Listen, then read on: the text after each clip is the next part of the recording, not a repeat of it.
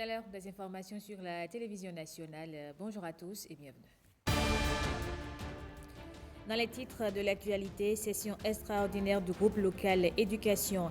Elle vise entre autres à accélérer l'éducation des filles. Le ministre des enseignements maternels et primaires a pris part aux travaux avec plusieurs acteurs du secteur. Aux personnes vivant avec un handicap, donnant les mêmes opportunités sociales et professionnelles. C'est la doléance de la direction départementale du littoral du ministère des Affaires sociales. Elle a organisé un plaidoyer à l'endroit du secteur privé. Et puis Gani 2024 à Niki, une semaine après l'empereur, la vice-reine Yonkogi a aussi sacrifié à la tradition. Invitée d'honneur Mariam Tchabitalata, la vice-présidente de la République.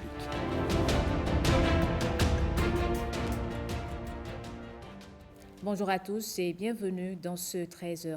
La Fondation Malekhossou appelle la population béninoise à la paix. Suite aux dernières actualités dans le pays, les membres ont organisé une conférence de presse pour faire passer leur message et inviter le chef de l'État à la clémence. C'est avec un extrait de leurs propos que nous ouvrons ce journal. Ce qui s'est passé, nous, à la Fondation Malekhossou,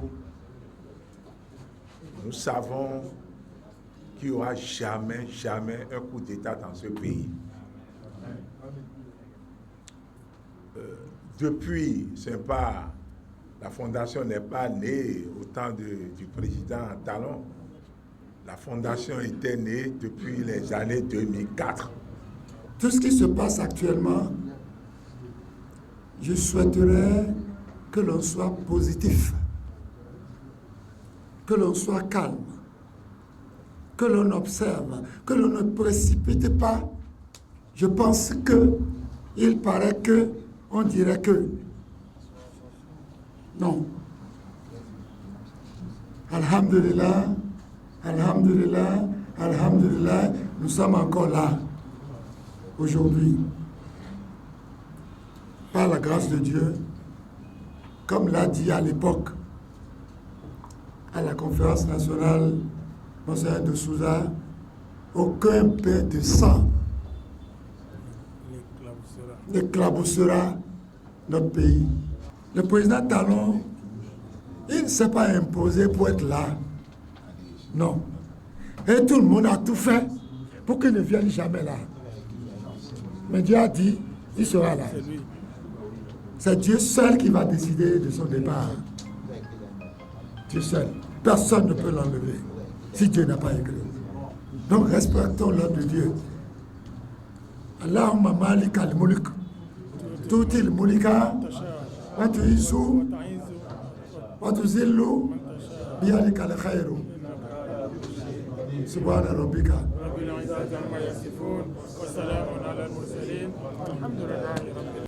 Nous affirmons notre soutien total au chef de l'État, Monsieur Patrice Talon, et nous demandons à Allah, subhanahu wa ta'ala, de ne jamais accepter que cela arrive dans notre pays. Nous profitons de cette occasion pour appeler l'ensemble de la population à rester calme et à laisser la justice suivre son cours. La Fondation Malekhossou n'a jamais condamné celui-ci ou celui-là. Il a prié pour que la paix règne dans tous les foyers et que Dieu bénisse le Bénin. Je vous le disais en titre, session extraordinaire du groupe local éducation. Un des principaux objectifs de la rencontre, accélérer l'éducation des filles. Les travaux ont eu lieu sous la direction du ministre des enseignements maternels et primaires, Firmin Bassaro et Michel Ebé. L'objectif de cette session est d'intégrer les modifications et commentaires apportés par le secrétariat du Partenariat mondial pour l'éducation au programme d'appui à la transformation du système éducatif et à l'accélération de l'éducation des filles au Bénin. Ce programme ambitieux vise à impulser une réforme profonde du système éducatif béninois tout en plaçant l'éducation des filles au cœur des priorités nationales. Dans l'objectif d'accéder aux nouvelles ressources financières annoncées, vous avez été consulté avec transmission de la requête du PME. Dans cette même logique, vous devez l'être de nouveau avant sa réintroduction, visant la validation de la dite requête que nous appelons de tous nos vœux. Et cela parce que cette validation constitue, à n'en point douter, la clé de voûte de l'octroi des deux financements que sont le STG et le GEA, d'un montant global tantôt annoncé de 38 550 000 $ US, destiné aussi bien à la transformation de notre système éducatif que pour l'accélération de l'éducation des filles. Étape importante d'un processus engagé depuis décembre 2020 avec l'adoption par le PME de son nouveau cadre stratégique PME 2025 en vue de soutenir les efforts déployés par les pays partenaires, y compris le Bénin, pour transformer leur système éducatif à travers 4 guichets. Vous savez autant que moi que dans le cadre de la mobilisation des financements STG-GEA, le Bénin, avec l'appui de l'UNICEF, agent partenaire des 10 financements, a préparé et soumis au PME sa requête le 31 mai 2024. Suite à l'examen de la qualité, le secrétariat a fait des commentaires, suivi des recommandations pour améliorer le document. Les participants sont repartis avec des engagements renouvelés et une vision commune, transformer durablement le système éducatif béninois et garantir à chaque enfant, en particulier les filles, un accès équitable à une éducation de qualité. Un module de classe entièrement équipé vient d'être inauguré au CEG2 d'Azové. C'est un don du député suppléant Hippolyte Natabou. Il veut à sa manière pallier le manque de salles dans les établissements. Les images avec Evariste Zomoron et Samirat Tchabimane. Le joyau, d'une valeur d'un peu plus de 5 millions de francs CFA, est entièrement équipé. Il est l'œuvre de Hippolyte Natabou, homme politique de la 11e circonscription électorale, qui apporte son soutien aux actions du chef de l'État. Les élèves sont logés dans 19 salles en matériaux définitifs, 9 abattables, 15 classes volantes. Vous comprenez avec moi qu'établir son 12 emplois du temps, tout en accordant 18 heures, 20 heures, voire 26 heures, n'est pas chose aisée. À cette rentrée, c'est beaucoup d'élèves qui sont dans des classes volantes. Cette action répond bien, s'inscrit bien dans l'accompagnement des actions du gouvernement et nous devrons lui dire merci. Hippolyte Natabou est reconnu dans son milieu pour son altruisme. L'enseignant de mathématiques, à travers son geste, accompagne et soutient la scolarisation et le maintien des élèves à l'école. J'ai pris la décision d'accompagner le volet social du chef de l'État à travers cette infrastructure. Ce module avec mobilier qui porte mon nom est à vous. Faites-en bon usage. L'ingratitude crèverait l'œil si mes camarades et moi ne témoignons pas toutes nos gratitudes à ce digne fils d'Azové. Que nos prières l'accompagnent, afin qu'il trouve au centuple ce qu'il a investi sur nous. Hippolyte Natabou compte continuer à faire bénéficier des avantages liés à son titre de député suppléant aux populations de la 11e circonscription électorale. La surdité n'est pas un frein à l'apprentissage des langues étrangères. À travers le langage des signes, il est bien possible de maîtriser l'anglais ou l'allemand. C'est le cas au Collège professionnel d'apprentissage des sourds-muets de Cotonou. Rachad Moussa, Bénédicte Kossou et Esther Amessiga ont assisté à un cours dispensé en langue des signes. Regardez. Je m'appelle Sosten. Un cours d'allemand chez les sourds-muets. La scène paraît incroyable, mais c'est bien vrai. Dans cette classe du Collège professionnel d'apprentissage des sourds-muets de Cotonou, Grace dispense son cours d'allemand en langue des signes, une compétence développée en autodidaxie. J'ai suivi une formation professionnelle dans l'enseignement à Port-Nouveau, à l'UNS. Là-bas, je n'ai pas appris la langue des signes. C'est lorsque je suis venue ici que je me suis adaptée à ça. C'était vraiment difficile au début parce que je ne comprenais pas la langue des signes. Donc j'appelais un élève qui parle de m'aider. Et au fur et à mesure, j'ai fait des recherches. L'exercice n'est pas des plus faciles, mais Grâce s'y attelle depuis plusieurs années. La particularité de ce type d'enseignement réside dans son lot de difficultés, mais pas trop grand pour faire baisser la motivation de l'enseignante. Je m'appelle Sandra.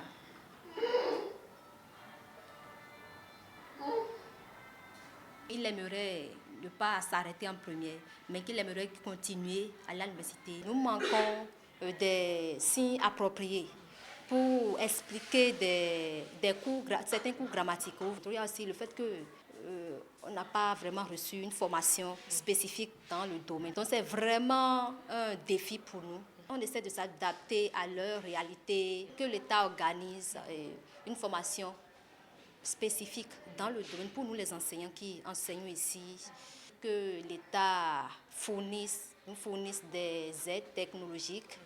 En cette semaine internationale des sourds, l'heure est à la réflexion sur la défense des langues des signes, gage d'une société inclusive où la discrimination est un vague souvenir.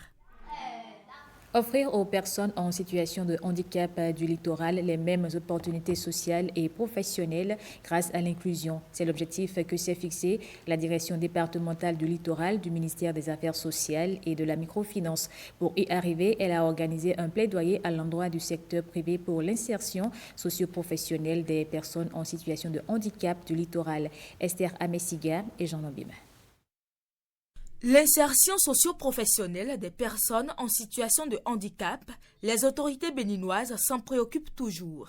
Le gouvernement du président Patrice Talon s'investit à mettre en place au quotidien des politiques et stratégies pour favoriser l'intégration des personnes handicapées. À travers la loi, déjà en 2017, portant protection et promotion des droits des personnes handicapées, au Bénin, qui sont suivis de l'adoption de différents décrets. Nous avons intérêt à travailler ensemble pour créer un environnement inclusif où les talents et les compétences de chacun sont valorisés. Travailler ensemble pour créer un environnement inclusif implique des initiatives telles que ce plaidoyer à l'endroit du secteur privé pour l'insertion socio-professionnelle des personnes handicapées du littoral. Handicap international, dans le cadre de la mise à l'échelle des acquis de ces projets, privilégie les plaidoyers. Voilà pourquoi nous accompagnons la présente activité de plaidoyer à l'endroit des entreprises pour une plus grande ouverture de leurs portes aux travailleurs handicapés. Je voudrais vous demander, acteurs du secteur privé, vous qui êtes le poumon de toute économie, parce que le recruteur le plus important dans nos pays, ce n'est pas le public, c'est le privé. Je voudrais vous demander de donner les chances aux personnes handicapées pour vous prouver de quoi donc elles sont capables. Grâce à ce plaidoyer, l'espoir est ainsi donné à ces personnes de participer davantage au développement de la société. La filière soja, à l'image de celle du coton, est en passe de devenir une référence internationale. C'est du moins la volonté de l'État béninois et des principaux acteurs des sous-secteurs concernés. Les travaux ont démarré depuis plusieurs mois en vue de la mise en place d'une interprofession. Marcela Rossi et Simon Villon. Parent pauvre du secteur agricole jusqu'à un passé non lointain, le soja aujourd'hui devient aussi prioritaire dans le programme de développement agricole du Bénin. Si la filière a pu s'imposer d'elle-même ces dernières années, elle a de beaux jours en perspective avec une réorganisation voulue par l'État central et bien accueillie par les acteurs. Cette organisation a démarré depuis les villages avec les sections villageoises. Nous sommes passés ensuite au niveau des communes à la mise en place des coopératives communales de producteurs de soja et nous avons pu évoluer jusqu'à la mise en place de l'union qui représente les producteurs de soja au niveau national. C'est au niveau de l'interprofession que nous allons régler un certain nombre de problèmes que nous vivons au Bénin. Je vais parler de problèmes de fixation des prix de ces matières premières. Nous ne sommes pas sans savoir quand le gouvernement fixe les prix, Certains ne reconnaissent même pas que c'est des prix planchers et on a plusieurs sortes d'interprétations et nous avons beaucoup d'intermédiaires qui profitent et intoxiquent même les producteurs et ça devient un problème. Mais lorsqu'on aura installé une interprofession, à l'instar de l'interprofession de la filière coton, ce n'est plus l'État qui va fixer le prix de ces matières.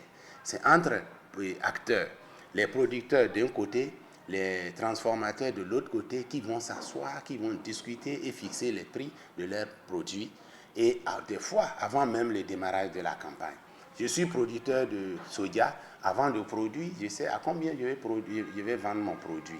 Et à ce niveau, ils auront les mêmes avantages que la filière, les producteurs de coton ont aujourd'hui et que les producteurs de ces filières-là envient. Au lendemain de la mise en place du Bureau national des producteurs de soja, les transformateurs réunis à la Chambre nationale d'agriculture ont pu dégager eux aussi leurs représentants au plan national. Le bureau, désormais dirigé par Hippolyte Leconon, est déjà prêt à créer l'interprofession avec les producteurs. Du soja, on en vient au niébé. Au Bénin, il est consommé sous diverses formes. Une journée lui est même consacrée. Elle offre l'occasion de présenter les innovations visant à améliorer les conditions de production et de vente des aliments à base du niébé. Les précisions avec Saint-Tiche Quimpon et Igor Ayosso.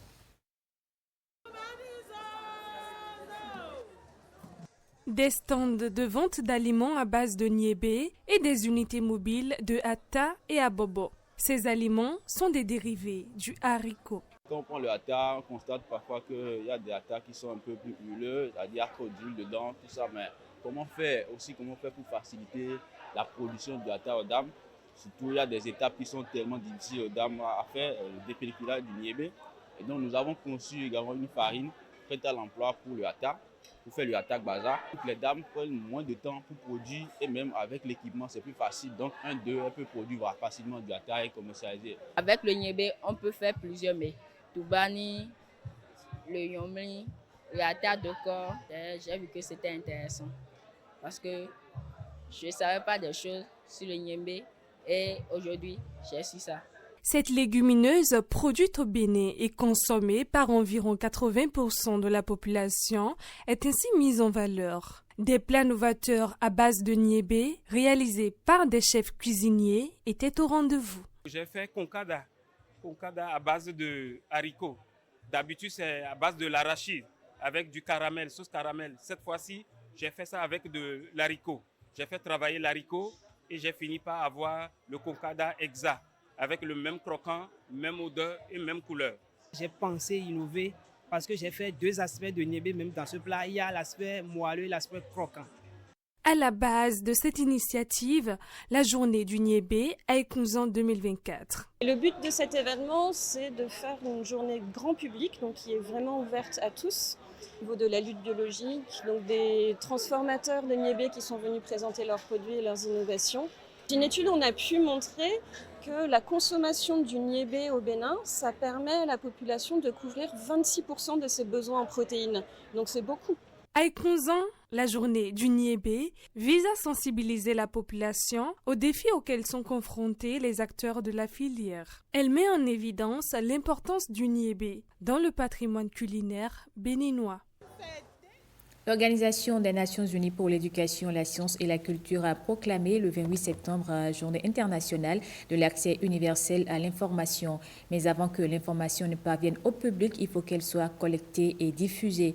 Françoise Issou et Deogracias Menayi nous en parlent dans ce reportage. L'information, elle est une donnée d'actualité et d'intérêt général diffusée par un organe de presse fondé sur des faits vérifiés. Les chaînes de télé donc doivent pouvoir tenir compte de l'environnement, doivent tenir compte du contexte et aussi tenir compte donc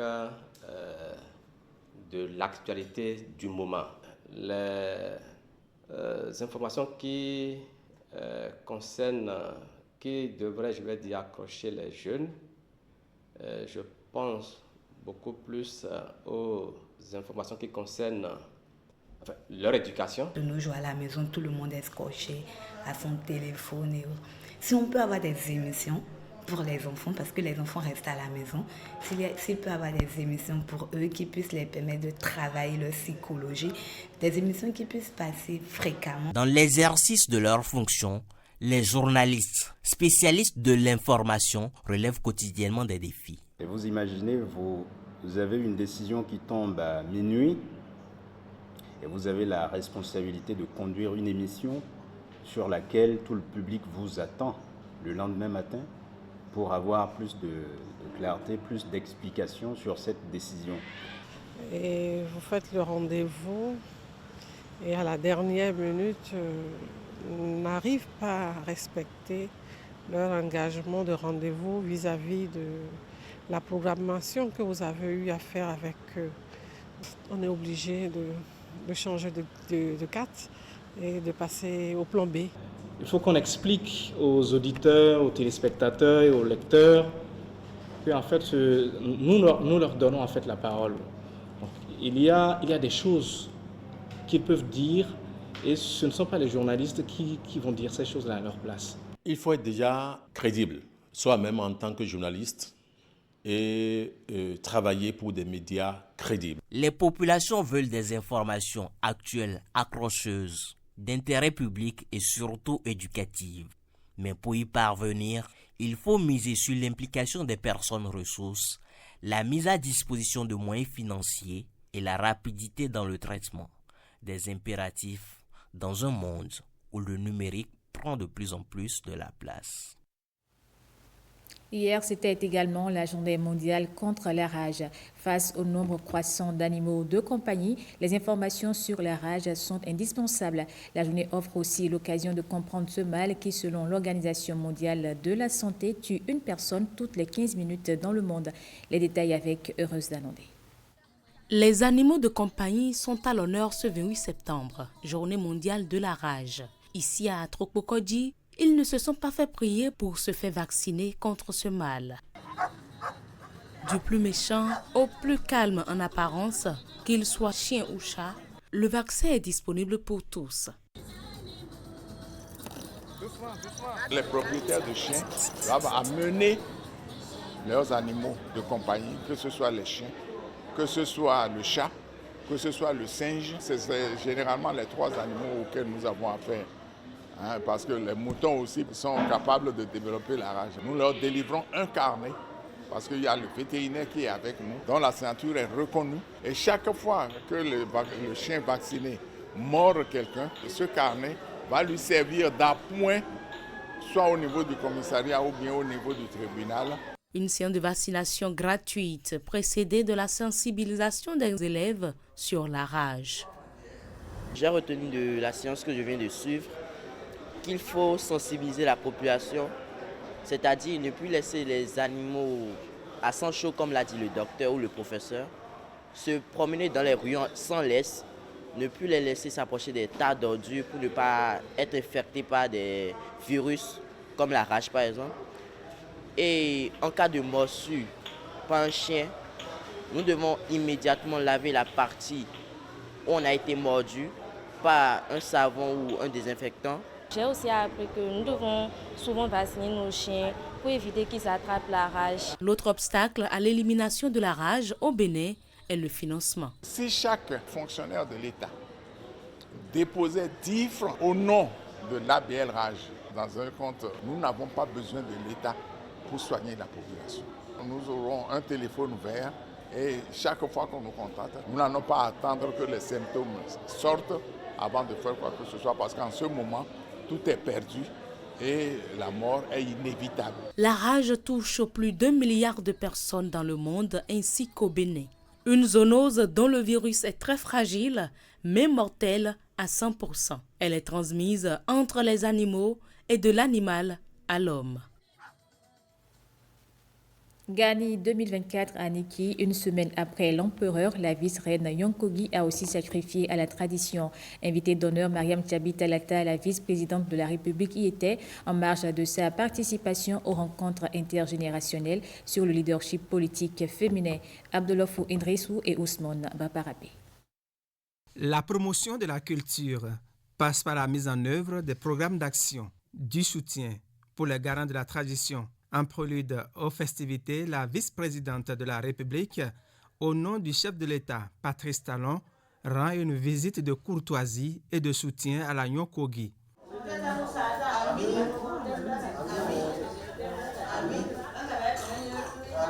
Et ceci dans le cadre des différentes activités culturelles et cultuelles.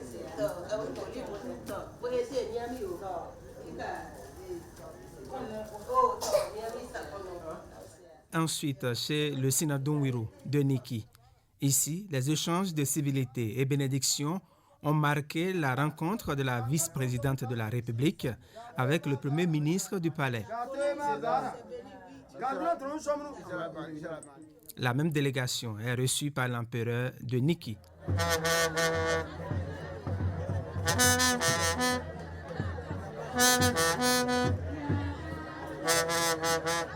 Par la suite, la vice-présidente de la République ne manque aucun rendez-vous du côté festif de cette gagnée de la Nyokogi.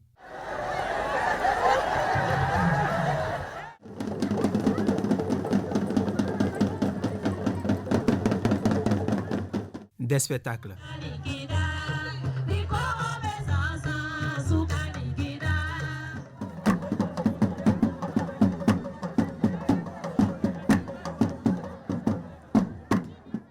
Au menu de ces festivités culturelles figure le rasage. Un rituel au cours duquel la princesse ou prince, futur probable prétendant au trône, porte un prénom, conformément aux rites et traditions, en milieu bâtonnon, beau et pull.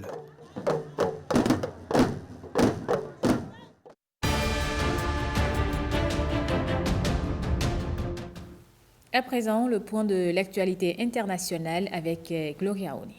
6 mois après l'inscription de l'IVG, interruption volontaire de grossesse dans la Constitution, des rassemblements sont organisés samedi à Paris et dans plusieurs villes à l'occasion de la Journée internationale du droit à l'avortement pour réclamer des garanties au nouveau gouvernement. Le collectif réclame l'accès à l'IVG sur tous les territoires, la garantie du choix des méthodes chirurgicales ou médicamenteuses, l'effectivité des séances d'éducation à la vie affective et sexuelle en milieu scolaire et des mesures contre les activistes anti-IVG. C'est important parce que quand même le droit à l'avortement, c'est une conquête des femmes pour le droit à l'autonomie et au choix des femmes. C'est un long combat. On a gagné. Selon une étude réalisée par la Direction de la Recherche, des études, de l'évaluation et des statistiques publiées récemment, plus de 240 000 IVG ont été enregistrés en France en 2023. Dans la nuit du 27 au 28 septembre 2024, le naufrage d'un bateau de migrants a fait au moins 9 morts et 48 disparus. Le drame a eu lieu au sud du port de la Estaca, sur l'île d'El Hierro, une des îles de l'archipel espagnol. Sur 84 personnes, 24 ont pu être secourues. Kamala Harris se rend à la frontière avec le Mexique pour essayer d'affaiblir Donald Trump sur son sujet de prédilection, l'immigration. Une initiative que le milliardaire républicain a tenté d'étouffer en tordant les statistiques. Kamala Harris affirme vouloir renforcer la sécurité et le système d'immigration défaillant des États-Unis. Pour ce premier déplacement dans la région en 3 ans, la vice-présidente américaine a défendu une politique équilibrée et dénoncé son adversaire dans la course à la Maison-Blanche, accusé de manier la rhétorique plutôt que les résultats. Elle promet faire revivre la loi qui prévoit de faciliter les procédures d'expulsion et promet également d'embaucher des milliers d'agents frontaliers et des juges supplémentaires. Et c'est la fin de ce journal. Merci à vous de l'avoir suivi.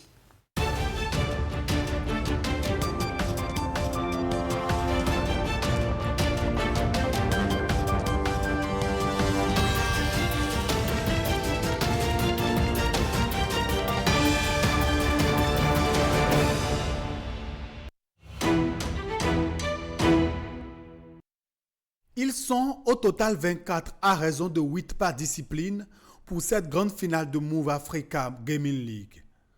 Connu sous l'alias Shaolin, Emmanuel Junior Gay sème la terreur dans l'arène du jeu Tekken 8. Manette à la main, sa stratégie lui permet de dominer tous ses adversaires. Il reste imbattable sur toutes les parties et arrive gagnant. Je suis content qu'il ne le serait pas d'ailleurs parce que là, franchement, je remercie Move Africa pour l'initiative parce que l'édition précédente, il n'y avait pas Clash Royale. Mais au moins cette édition, il y a eu Clash Royale. Merci beaucoup à eux. Et je crois grâce à cette initiative, il y a encore beaucoup de gamers qui sont encore dans les coins qui vont maintenant sortir parce que le gaming n'est pas assez développé au Bénin. Mais grâce à cette initiative de Move Africa, j'exhorte tous les joueurs à sortir, tous les gamers à sortir, commencer, continuer toujours à jouer et tôt ou tard votre jeu sera valorisé et vous serez là où je suis aujourd'hui. Il va partager une cagnotte de 6 millions de francs CFA avec les gagnants de 2 autres disciplines, le Clash Royale et le FC 24. Si la finale s'est déroulée à Cotonou, les éliminatoires se sont tenus à Parakou et à Boïcon, un choix de Move Africa pour marquer l'essor du e-sport au Bénin. Cette année, on a 3 jeux qui marquent une différence par rapport à la première année. La première année, c'était juste un jeu de combat Tekken et un jeu de foot qui est FIFA. Cette année, on a ajouté un jeu mobile qui est Clash Royale, jeu qui se joue en ligne. Et grâce à la connexion du Move Africa, nous avons pu faire tout ce jeu, toute cette compétition sur un smartphone Move Africa Bénin, conçu par Move Africa et vendu pour les clients Move Africa. Ce qui fait une grande satisfaction, une fierté pour nous d'avoir permis effectivement à nos abonnés, à ces participants de jouer avec nos téléphones. C'est une chose qui nous rend fiers parce que ces jeux nécessitent un certain nombre de fonctionnalités, du graphisme, une certaine qualité. Nous avons eu énormément de participants, plus de 1500 participants qui se sont inscrits durant les étapes de présélection et durant la finale. L'industrie du gaming est une industrie en pleine expansion. Ça se chiffre à des milliards de dollars aujourd'hui. Et je pense que le Bénin, dans sa dynamique globale de numérisation, de digitalisation, c'est la suite logique des choses. Et Move Africa Bénin, depuis des années, s'est positionné comme leader en matière d'organisation de tournois de gaming. Nous avons l'exclusivité et c'est une 2e édition. Nous avons l'avance et nous avons énormément de plaisir à le faire. Les finalistes repartent avec des consoles PlayStation et des trophées.